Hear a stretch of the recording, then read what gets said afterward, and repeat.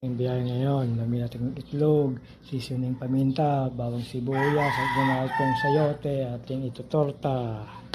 Okay, higit sa ating bawang sibuyas. Ating ginahit ng sayote, ng paminta, ng seasoning. Ating tinekos-nekos.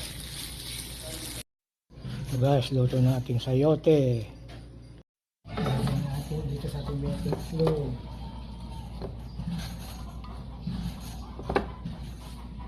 Palagyan sa ating itlog ating batiin. Guys, ready to fry na. Guys, paglagyan na sa ating kawali. So, babalik na rin na. Balik na sa ating hanguin na. And guys, panunan ako naluto. Ito na guys, yung biyang niluto, tortang sayote. Salamat Lord.